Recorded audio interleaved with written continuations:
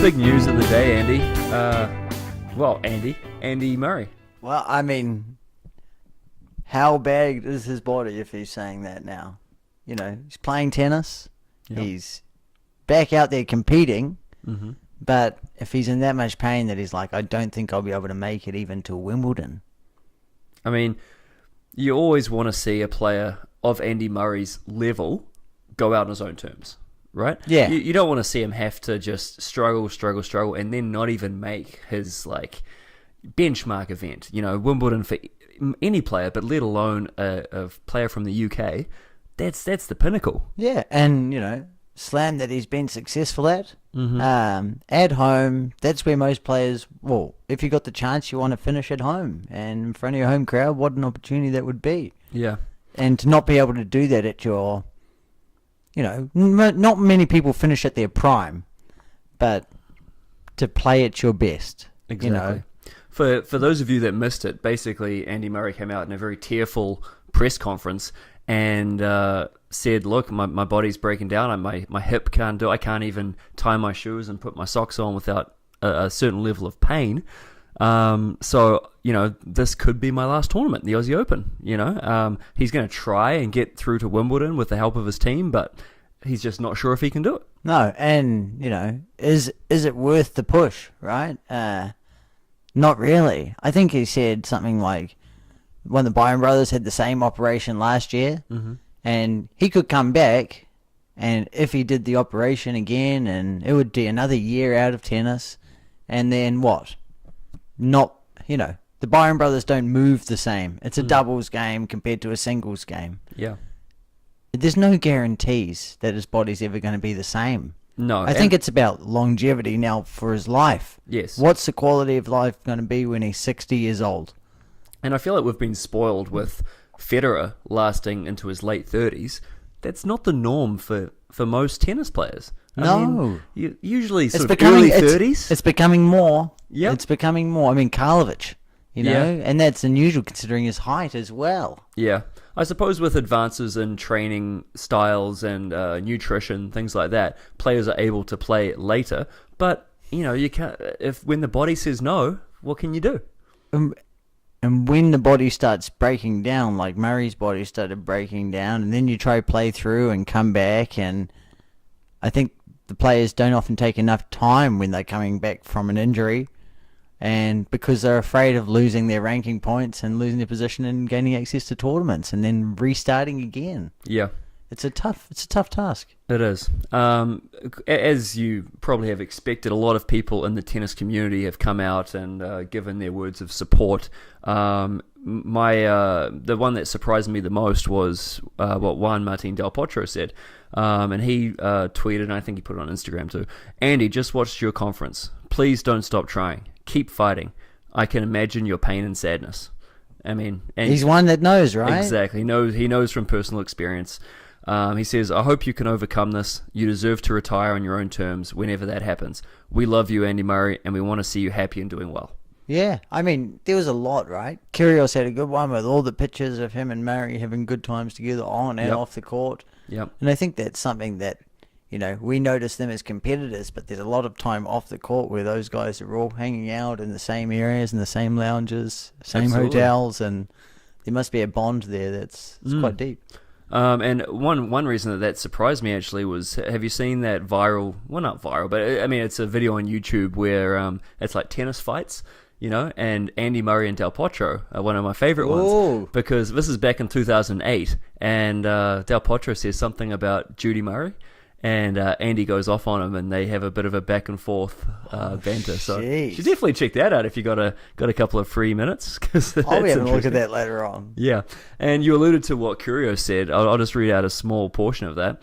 Andy, I know you take me for a joker most of the time, but at least hear me out on this one, old friend. You will always be someone that impacted the sport in so many different ways. I know this was never the way you wanted to go out, but hey, it was a heck of a ride. You took me under your wing as soon as I got on tour, and to this day you have been someone I literally look forward to seeing. You are one crazy tennis player, miles better than me. But I just want you to know that today isn't only a sad day for you and your team, it's a sad day for the sport and for everyone you've had an impact on.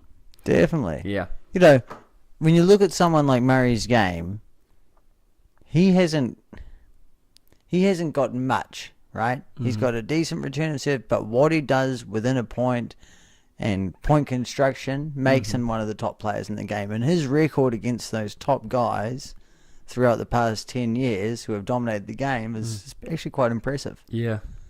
Yeah. You know. I mean, unfortunately doesn't have the Grand Slam titles to reflect how good he's been. No. I mean, they call it the Big Four for a reason. Well, that's right. You know. They are the best. Yeah. I think there's something else that Murray said in his interview that was, struck a key with me. He said, I can play with limitations, but I can't play with pain. And I think that's a big thing, As coaches, sometimes we put drills out there or whatever when we're on court so that there is limitations on what players can do. Yes. And Murray says, I can do with limitations. But if there's a pain involved and then I'm sore, I'm sorry, this is something I can't deal with. He might not have a good backhand one day and that's a limitation. Easy, I'll just deal with it and hit more forehands. Or, I'm struggling to move a little bit this way, then I can do this extra. I guess if you want to look at a bright side, he's in his early 30s and he is a multi-millionaire and he can do whatever he wants to do with his life now. It may not be competing in professional tennis, but the doors are wide open for him. Well, I think he's always going to be around tennis, right? Yep. Tim Henman, he commentates for the BBC, I think, and you can easily see Murray being around that month of tennis in the UK every year because he's been the guy, right? There's been a bit of speculation online that maybe he will step up to coach Nick Kyrgios. Ooh. What are your thoughts on that? Yeah, interesting. Yeah. I mean, a bit of experience around the youth. I think Kyrgios needs a bit of an experienced head around him. And, as I said about Murray's game, I think he's very thoughtful in the way that he approaches it. And I think that would help someone like Kyrgios who just sometimes goes out there and just hits balls for fun. Yeah. To me, there's only two people in the tennis community that are going to get the best out of Nick Kyrgios. And those two people are Andy Murray and John McEnroe. So I think he's got to pick one of those two people, say, you're my coach, and that's it. Johnny Mac. See, I like it too. Yeah. Andy Murray and Johnny Mac. Well, we talk about coaches a bit. You see Agassi's over there coaching. Who's he coaching? Dimitrov. Ah, I like that. It's unusual. I didn't think I'd ever see Agassi really out there on the circuit again. Maybe he's just sort of like a Grand Slam kind of coach. Maybe just somewhere around there to help you out in big situations. Talk you through some things maybe. But yeah, I thought that was interesting too. Interesting. So we had a couple of tournaments in the last week, just in the lead up to the Aussie Open. Let's start with Auckland, where we had appropriately named Tennis Sangren beat hometown favourite Cameron Norrie in the final 6-4, 6-2, pretty handily in the end. What a tournament. I mean, he didn't drop a set. Yep. He served incredible in the final. Cameron Norrie. Not known for a big serve either. No, not known. I thought he played really aggressive tennis. Big serving, big forehands, and to me, he looked quite fit. Sangren to me normally looks like someone whose weight fluctuates, and he often gets quite podgy looking. Sure. He looked incredibly fit and strong, and that showed in the results that he played.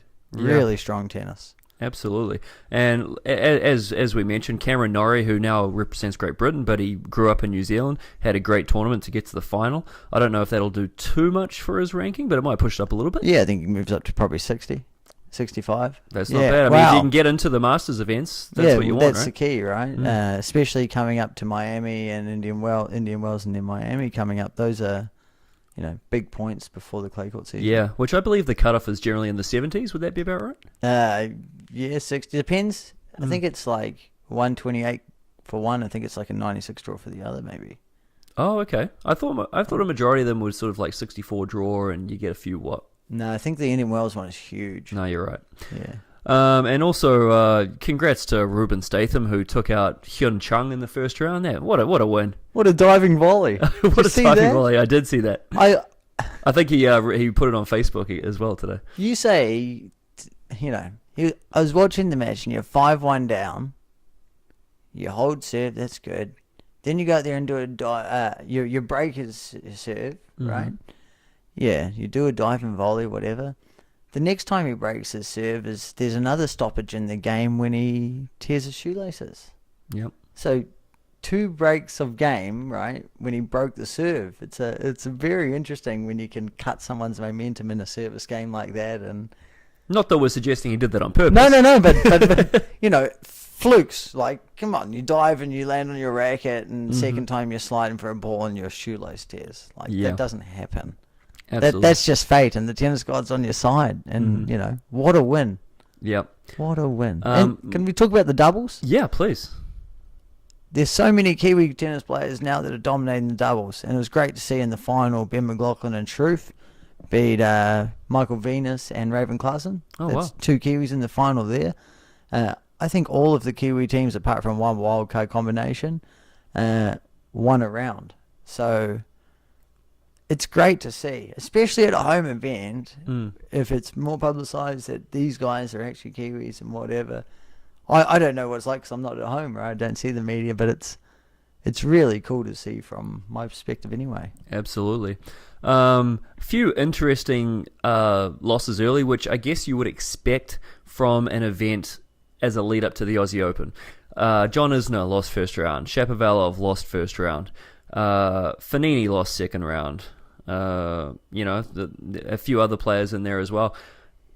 It's kind of expected, Yeah, well, that's it, right? You can't read too much into that, can you? No, I mean, especially like Fognini. He had a tough 3-set match before, the day before. Yep. Next match, he probably booked his flight the night before after that 3-set match, thinking, yeah, I'll go out there the next day. I'm not saying lose and then get a flight the next day early, Well, the score was against Kohlschreiber and it was 6-3, 6-1. Yeah. Don't tell me you're putting in 100% effort in that. I mean, Kohlschreiber's a great player, but still. Very good player, don't get me wrong. Moving on to Sydney, the other event is the lead up to the Aussie Open. Young Aussie, Alex de Minaur, Home just event. pounded through the draw, didn't he? Yeah. Didn't lose a set, by the way. But we're talking about players that we shouldn't expect seeing in through that far. You suggested Schwartzman doing well last week, and I laughed at you. He made the semis. Made the semis, yep. And Simon made the semis. It's to me, it was a very unusual tournament. Yes. Alex de Minaur, can you expect him to have a good Aussie Open now after this? What do you think? I mean, because you can look at it one way or the other. One is he's hot. B is he might have run himself a bit ragged. Yeah. I think he's young. I just think can he's probably handle right it. emotions. We'll get to the Aussie Open in a bit, but if Nadal is playing, I don't think he'll get through Nadal. Mm-hmm.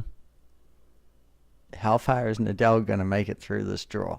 Well, I mean, Is he going to, how many turn up? tournaments has he completed in the last 12 months? But that's the next one, right? So, yeah, if Nadal is there, I don't think de Minaur's got a great draw. But if Nadal's not there, I think de Minaur could go on through.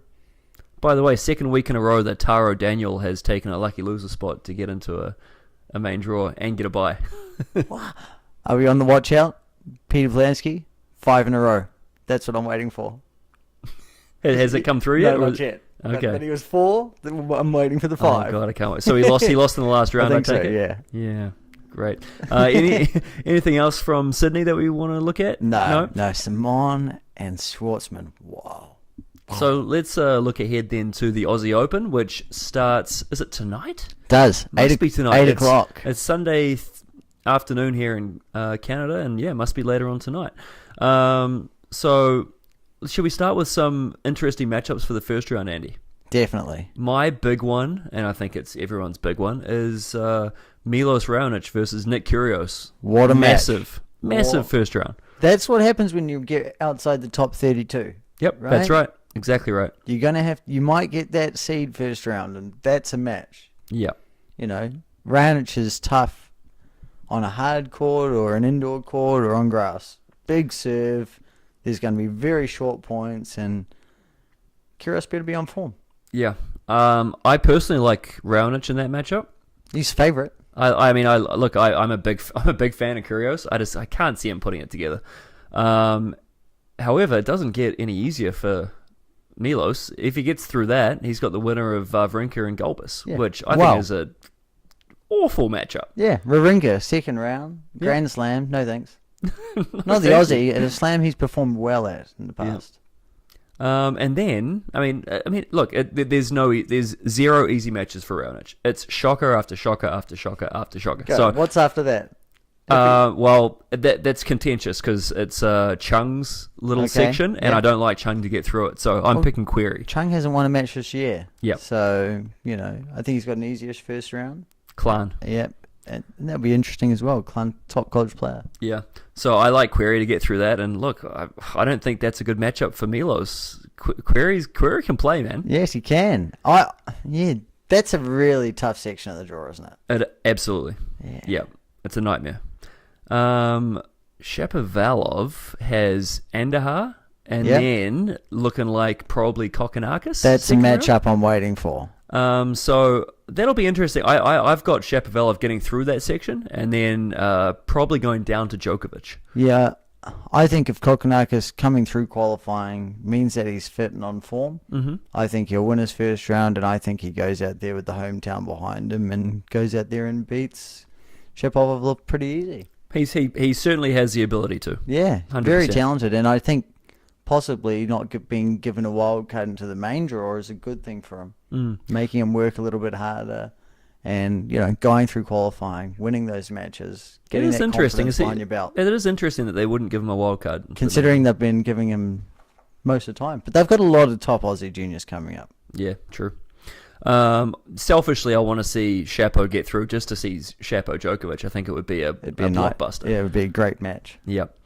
Any other early round interesting matchups? Jack Sock, not good enough to get not ranked high enough to get in main draw. Yeah. So you got a wild card. Okay. He's playing Alex Bolt. Okay. So, to me, if it's between a Bolt and a Sock, I think the Bolt wins. Yeah. Yeah, that's good. Rock, paper, scissors. That's good. I like that. Follow your odds there. I think it's about 3-1, 4-1. Oh, buddy. I love it. Bolt over a Sock. Of what course. About, can I throw one out at you? Yeah. Cameron Norrie, Taylor Fritz. Who you like? Well, Cameron Norrie beat Taylor Fritz today in Auckland last week. Yes, he did. And they're playing doubles together at the Aussie Open, so I think that's interesting. It is. I think Cameron Norrie beats him. I think Cameron Norrie versus Monfils second round is a matchup I want to see. Yep. I would love to see that match. Again, two very contrasting styles. Yeah. And I think, It's very, that's a good section of the draw as well. it is. Right? Another match I'm interested in is Kyle Edmund versus Berdych.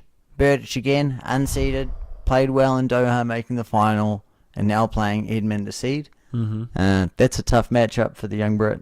Absolutely. Very tough. One more. Yep. My boy Tomic. Yeah? He's back. Yeah, who's he got? Silic first round upset. Oh. Well, we'll see. Oh. But I think Tomic's back. You heard it here first, Yeah. but I'm going to take Cilic in that one. Yeah, I think most people would. Yep. But I think Tomic is. I mean, at home, I really hope that he performs. Yeah, I mean, I think it's good for the game when these talented Aussies are really doing well. Yeah, young, very interesting. Like, they asked him a question the other day in one of his posts. He played Kyrgios in a set, and they asked him in like a practice match, and they asked him a question at the end of the interview, and he's like, wanted to avoid it completely and changed topic and asked about a spider bite happening the same day Nick Kyrgios had a spider bite, and he's like, "Look, I just don't want to answer your question," and walked off. It was great. It's something different that's out there, and it's young, and I like it. Very contrasting to the diplomacy of your Federers. Oh, 100%. Yeah. Should we go through our quarterfinal picks? I reckon. Go for it. Okay, so how about I go through all mine first and then you follow it up? Go for it. All right. So my first one is either genius or a shocker. I've got Medvedev. What? Getting through the top section. What? I thought I was struggling today, Gareth. But wow. That's all right. That's my pick. Then I've got Kei Nishikori getting through the next section. All right. I have Alexander Zverev. And then I've got a big call, I think, in Filip Krajinovic Yep. to get through to the quarters. Hey, oh. I've got Karen Khachanov Yep. getting through versus Cilic. And then I've got Roger Federer beating Basilashvili. And I like Basilashvili to get far in the tournament. So round of 16, I think he could cause Federer some trouble. So watch out for him. Watch out for Basilashvili. Yep. Despite kind of being out of form, I've got John Isner getting through over Kevin Anderson. Yep. And then I've got Nadal getting through Kyle Edmund, although it's a little bit of an asterisk because Edmund Burditch first round. I don't know which way that's going. That's tough, a coin right? flip. And first round could be 40 degrees. Bring it on, man. But it's pretty open. Whoever gets through Edmund and Burditch is probably going to get through quite far, I think, to Nadal in the quarterfinals. It does seem like a pretty open quarter. Yeah. I think that top half of the draw is pretty easy. Medvedev, what? Djokovic, I think that's easy, right? Yep. Djokovic versus Nishikori. Well, certainly makes the most sense. Yeah. Well, man, I think, as I say, Tomic's going to go out there and have a go with Cilic. Yeah, there you go. Medvedev over Djokovic is less of an upset. Yeah. Right? So I think Djokovic over Nishikori. That quarter number 2 is interesting. There's a lot of young guns in there. You've got Zverev, you've got Koric, Krajinovic, Kyrgios. Mm-hmm. I really don't know where to go there. Zverev, for me, hasn't performed in the slams. That's right. But he's got the easiest path through out of anyone there. Where Kyrgios has got all those tough matches like we talked about before, and I don't know whether they can go back to back to back and do that in the slam. That's the problem, right? Like you can look at it and say, well, this player's better than this player, but it doesn't matter. No, you got to play that person, that person, that person. That's my challenge. Yeah. Is Kyrgios probably the most talented out of everyone through there, or has the game to beat everyone through there? Yeah, I think so. Mm-hmm. But picking that quarter is tough. But I really like Krajinovic as well. Okay. Quarter number 3. So you did have Zverev and Krajinovic as well? Yeah, I had Koric. Oh, you had Koric. Yeah, but Koric and Krajinovic. But okay. yeah, I like Krajinovic. That's a great pick. Well, we will see. Yeah, if we've got the good pick there, but if we're on the same path, we're probably wrong. Quarter number 3, Cilic. Yep. I like your call of Isner there as well, but I think Cilic is going to go through. I like Cilic playing Fed, obviously, but there's a couple of young ones in there: Tsitsipas, Khachanov, Monfils, and Norrie. Right? Well, Monfils ain't young anymore, but that's an interesting one with a couple of old dogs in there. Yeah. In the bottom quarter, I think it's going to be Kevin Anderson versus Nadal. Yep. But that makes a lot of sense. A matchup I really like second round is Struff versus Nadal. Okay. If Struff is playing as well as he was, I think, in Auckland, I thought he was playing really good tennis. I think he could be a really tough matchup for Nadal. Yeah, why not? Yeah, I mean, the guy's playing. This could sound selfish, but he made the semi-finals last year of doubles with Ben McLaughlin, so they got 700 points to defend. Yeah. This week they won the doubles, so they got 250. It's not bad. Mm-hmm. So you got 500 or so to make up there. What's the chances of making a semi-final of a Grand Slam again? For them, they're seeded top 8, so they've got a shot. Yeah. Would they have more shot if he lost early in singles? Definitely. Right. So, what do you want? Do you want that upset, or I mean, I'm going for that upset, but for the sake of their doubles pairing and continuing and keeping their ranking that high, it's tough. Yeah. Right. Yeah. And let's just kick ahead for a second. Who's your pick for the overall winner? Medvedev. Yeah. No. Classic. I think Djokovic is going to be tough to beat. Yeah. I think he had a loss in Doha, which was surprising. But I think that just probably kicked him into gear a little bit more and lit the fire. Yep. My pick which is horrible coach talk. Lighting the fire. What the fuck? Any more cliches you can That's come up with? shocking. Game of two halves. I rip coaches on, like NFL coaches at the post-game press conference. Yeah, their defense was tough. Their quarterback threw the ball well.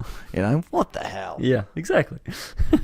We lit the fire. God, Andy. Give yourself an uppercut, Andy. Jesus. My pick is Alexander Zverev. I think it's going to be his coming out party. Heard it here first. Wow. Yeah. All right. Well, I think he's got a pretty favourable draw. I think we've heard it 100 times that it's going to be his coming out party. Yeah. But if I've heard it here first, then I've heard it here first. Heard it here first. Although I will say, I think he's got a tough matchup potentially second round. Jeremy Shardy. Yeah, he could lose that. Shardy's been on fire, hasn't he? Yep. The past year, his singles results on hard courts and on grass were surprising. Yep. Winning a lot of matches and beating top players. Yeah. I think if Zverev can get to sort of third, fourth round, I think he'll pick up momentum. He loses in the first, second, third round a lot at Grand Slams. So that could be where he falters, but I'm picking him to get through it. I mean, yeah, I hope he does. He needs it for his career, right? You just don't want to be constantly stumbling at that third, fourth round. No, absolutely. And it just seems like he always has a courage to play. Yeah, exactly. Anything else to add? Any more picks? No? Nah. Picks? Nah, Tomic, right. and a bolt over a sock. I'm saying Basilashvili. Look out for him. Look out. He's coming your way. Okay, we'll be back next week to check in at the halfway point of the Aussie Open. Find us on iTunes and Stitcher. If you want us to discuss a certain topic, please reach out on YouTube, Instagram, and Twitter. We are Two Guys Talk Tennis. That is the supremely hungover Andy. Thank you. I'm Gareth.